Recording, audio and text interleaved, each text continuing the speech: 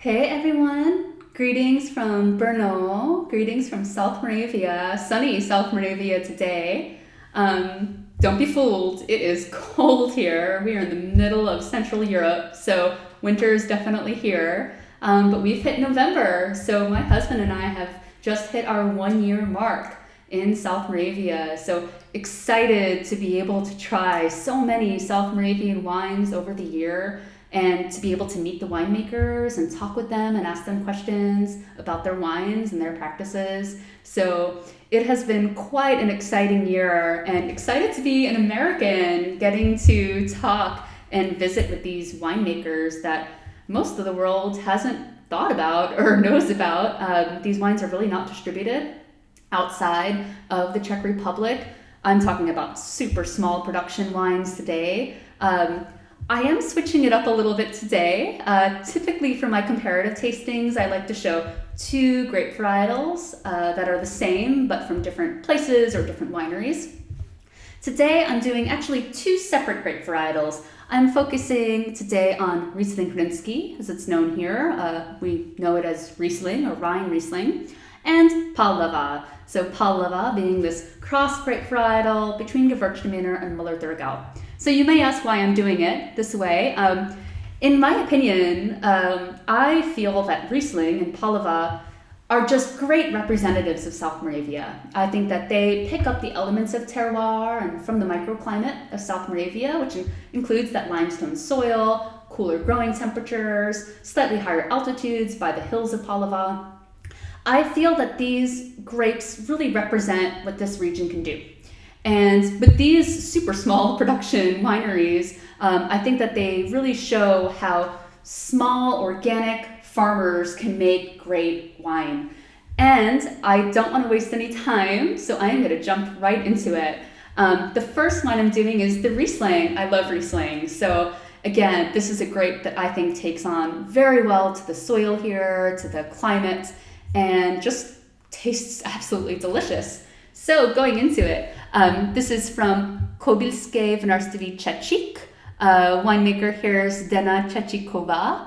I'm super excited. I get to go meet her in just over 2 weeks with my friend Heda. So I get to chat more with her, learn more about the wines that she's producing, and learn more about the region, of course. That's, for me, probably the most interesting. As an American, we don't really learn about it. So who better to ask than the people who live here?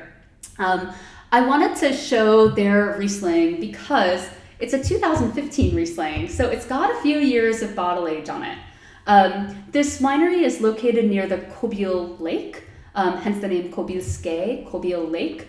The lake effect, if you've had wines from the Finger Lakes or wines that are located near a body of water, this lake effect helps to moderate the temperatures in the vineyards. So there are not these huge oscillations of temperatures between day and night or seasons. The water and the lake effect, or the winds coming off the water, again, helps to regulate the temperatures, hence why their winery is found near the lake. So going into their Riesling, this again is the 2015 Riesling. Čačik Winery believes in no organic chemicals in the vineyards, no fertilizers.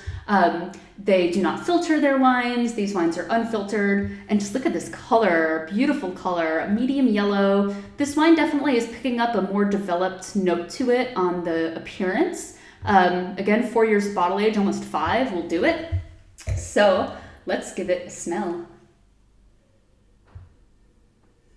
Wow, beautiful nose, this petrol note, which oftentimes happens with wines that have, Rieslings particularly, that have developed over time.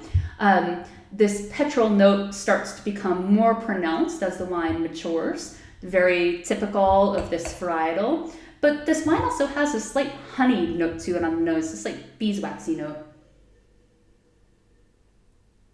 And kind of a white flower, not quite a lily, almost leaning towards a gardenia, but floral, honeyed, lemony, citrusy, slight stone fruit as well. And again, that petrol element is definitely shining through a bit more. Let's give it a taste.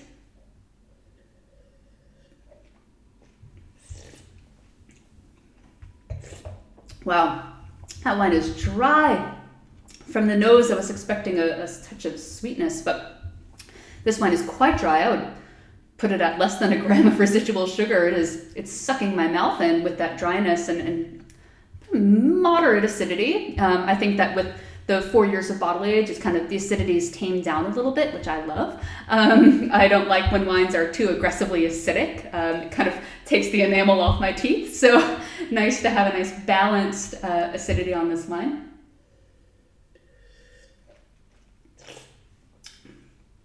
Wow. Excellent expression of Riesling.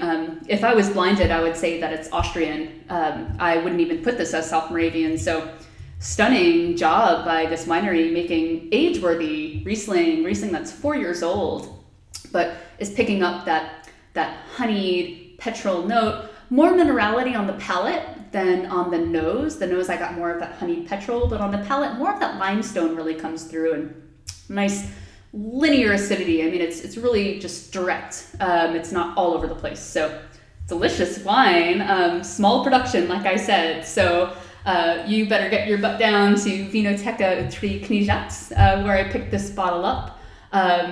There are not many left of this vintage, I believe. So really high quality wine for the money. And again, small production wine, organic fruit, no chemicals, fertilizers in the vineyard. So you're looking at wine that is quite well made, and for a region that no one knows about in the world. I think pretty cool to be able to showcase it here. But I wanted to also bring up, I first learned about Čačik wine over the summer. I visited Boloradica Authentic Fest in South Moravia, a small festival of organic natural winemakers of which Čačik participates. They focus more on the old school style of winemaking. So going to no fertilizers, no added sulfites in the wine, extended skin contact sometimes, extended lees stirring, different kind of experimental techniques that are actually quite old but are being brought back to make these natural styles of wine. And this is where I first met Zdena from Čačik Winery, Zdena Čačikova, and was blown away by the quality of the wines and her personal style, which I love. And I was really surprised to see this level of winemaking in a country that is just so small, and their wine production overall is just so tiny compared to other countries, but blown away by the quality of the wines. So jumping into one of my new favorite grapes here in South Moravia is Pálava. So this is from Vinařství Valka. So this winery has been around since 1991. Karel Valka is the founder, the patriarch of the family. His son Wojtek is taking over the reins, his young son, so he's taken over now. This wine is certified organic as well, certified bio wine. Few things about this wine. So if you've watched some of my previous videos, you might know about Pálava. So again, this crossing of Gewürztraminer and Müller-Thurgau, created here in the Czech Republic in the 20th century. There were under 100 bottles of this wine made, and this is the first year they were doing it. So if you think about it, over 30 years of making wine, this is the first time they're doing Orange Pálava, and I have bottle number 65. How do I know that? It is written on the back. So you'll see here, 65, out of 100. So literally this is bottle number 65, limited edition of Orange Pálava. And you might ask, how does it get this color, right? It's white wine. So when you're making wine, the color of the wine comes from the skin and the skin contact with the grape skins. This wine, when the grapes are harvested, the grapes and the skins and the juice, all of that stuff is fermented together for 2 months. That means 2 months of skin contact where the color from the skins is extracted out of the skins and put into the juice. After that period of 2 months, the grape skins are then filtered off or racked off, and the juice is left to ferment in 1,000-liter oak barrels for 3 months. The wine is then unfiltered, unfined, and put into the bottle. So this wine is slightly cloudy, which is very typical of unfiltered wine. So you can, a little difficult to see here on the camera, but for me, I can't see anything through it, so this wine is quite cloudy. But like I said, typical of wines that are unfiltered. The color of this is mesmerizing. It is like persimmons meets apricot. It's this beautiful orange golden hue to it. Really gorgeous. So excited to give it a smell. Typically Pálava has this combination, this Gewürztraminer Muller combo. So you've got some rose to it, you've got some lychee fruit to it, and you've got some stone fruit and citrus too. So let's give this one a go. Very pronounced nose. I mean, I'm picking up orange peel, mandarin peel, again, the rose, kind of white rose, lychee as well. And then this apricot, kind of a cooked apricot, cooked peach note to it. Oh, I can't wait to give this a taste. Let's roll.